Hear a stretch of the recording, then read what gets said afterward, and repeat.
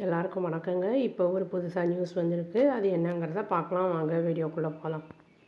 டெல்லியில ரொம்ப எப்பவுமே ஸ்மாகியாவே அதாவது புகமூட்டமாவே இருக்குல்ல. அதனால இப்போ டெல்லி கவர்மெண்ட் என்ன சொல்லியிருக்காங்க அப்படின்னா இந்த வெட்னஸ்டே மேண்டேட் பண்ணியிருக்காங்க.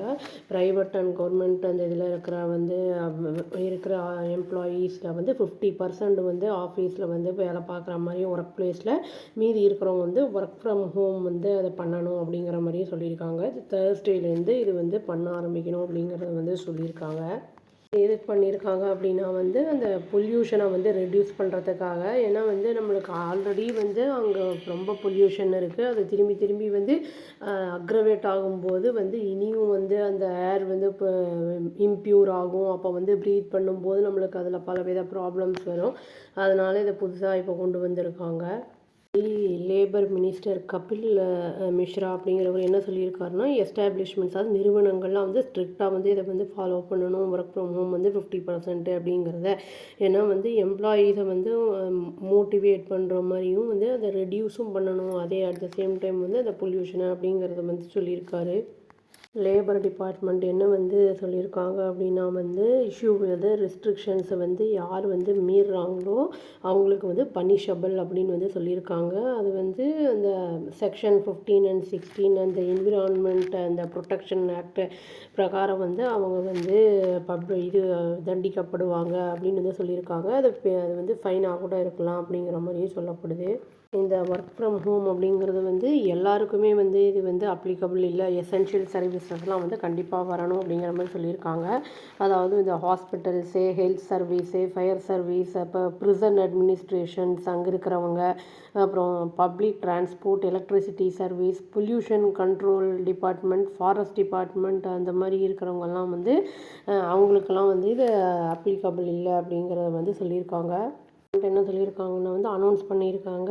10,000 ரெஜிஸ்டர்ட் கன்ஸ்ட்ரக்ஷன் ஒர்க்கர்ஸ் யாரெல்லாம் இருக்காங்களோ அவங்களுக்கு 10,000 பே பண்ணப்படும். ஏன்னா டெல்லியில் 16 நாள் ஹால்ட்டில் இருக்குது கன்ஸ்ட்ரக்ஷன் ஒர்க்கு. இந்த ஏர் பொல்யூஷன் அந்த இதனால தடை இருக்கிறதுனால செய்ய முடியாத அளவுக்கு இருக்குது அப்படிங்கிறது சொல்லியிருக்காங்க. இந்த ஏரோட குவாலிட்டி ரொம்ப வர்சன் ஆகிட்டுருக்கிறனால தான் இந்த கிராப் 4 அப்படிங்கிற அந்த இதை கவர்மெண்ட் இம்போஸ் பண்ணியிருக்காங்க அப்படிங்கிறதும் சொல்லப்பட்டிருக்கு. இது ஸ்ட்ரிக்டாக ஹையஸ்ட் அந்த இதில் என்சிஆர் பொல்யூஷன் கண்ட்ரோல் பிளான் அப்படின்னும் சொல்கிறாங்க. இந்த கிராப் 4 அந்த இதில் என்ன வருதுன்னா இந்த கட்டடம் கட்டுறது, அப்புறம் இந்த இடிக்கிற ஆக்டிவிட்டீஸ்லாம் பேன் பண்ணப்பட்டிருக்கு அப்படின்னு சொல்கிறாங்க. டீசல் ட்ரக்ஸ் எல்லாம் அப்புறம் எசென்ஷியல் கூட்ஸ் எல்லாம் அந்த இதை கொண்டு வர்றதெல்லாம் தடை செய்யப்பட்டிருக்கு டெல்லியிலேருந்து அப்படின்னு கவர்மெண்ட் அனௌன்ஸ் பண்ணியிருக்குங்கிறதும் சொல்லப்படுது. இது நான் பியூசி அந்த இதுக்கு ஃபியூவல் கொடுக்கப்பட மாட்டாது வெஹிக்கிளுக்கு அப்படின்னு சொல்லியிருக்காங்க.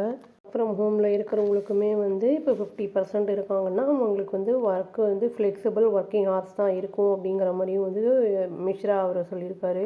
கிராப் ரெஸ்ட்ரிக்ஷன் பீரியட் இப்போ இருக்கிறனால லாஸ்ட் மந்த் கன்ஸ்ட்ரக்ஷன் ஆக்டிவிட்டீஸ் எல்லாம் ஃபுல்லாக சஸ்பெண்ட் பண்ணியிருந்தாங்க. இதனால் நிறைய லைவ்லிஹுட்ஸ் ஆஃப் டெய்லி வேஜ் இந்த கூலியெல்லாம் இருப்பாங்கள்ல கன்ஸ்ட்ரக்ஷன் ஒர்க் பண்ணுறவங்க அவங்களுடைய இதெல்லாம் ரொம்ப பாதிக்கப்பட்டிருந்தது அப்படின்னும் சொல்லப்படுது. இதை தான் கன்சர்னாக எடுத்துக்கிட்டு டெல்லி கவர்மெண்ட் என்ன டிசைட் பண்ணியிருக்காங்கன்னா காம்பன்சேட் பண்ணுறதுக்காக ஒர்க்கர்ஸ்க்கு லாஸ் ஆஃப் இன்கம் அப்படிங்கிற அந்த இதை கன்ஸ்ட்ரக்ஷன் ஒர்க்கு சஸ்பெண்ட் ஆனதுனால கொடுக்கப்படுது அப்படின்னு அவங்க சொல்லியிருக்காங்க. என்ன காரணத்தினால கொடுக்குறாங்கன்னு. கபில் மிஸ்ரா அவர் என்ன சொல்லியிருக்காருன்னா as of December 17 Delhi 2,57,244 workers register பண்ணியிருக்காங்க வித் இந்தியா டெல்லி பில்டிங்கோட அப்புறம் அதர் கன்ஸ்ட்ரக்ஷன் ஒர்க்கர்ஸோட அந்த வெல்ஃபேர் இதில் அப்படின்னு சொல்லியிருக்காங்க. இது ஒரு கண்டினியூஸ் ப்ராசஸாக இருக்குது அப்படின்னு சொல்லியிருக்காங்க. நம்ம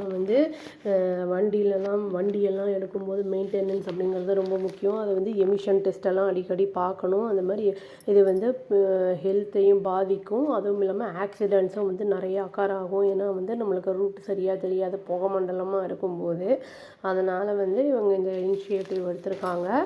இது அவங்க ஃபாலோ பண்ணும்போது அந்த பொல்யூஷன்லாம் குறையும் அப்படின்னு எதிர்பார்க்கப்படுது அப்படின்னு சொல்லி வீடியோ முடிச்சுக்கிறேங்க. அவ்வளோதான். Please thank you. Please do like, share and subscribe our channel and click the all option and press the bell icon. Thank you.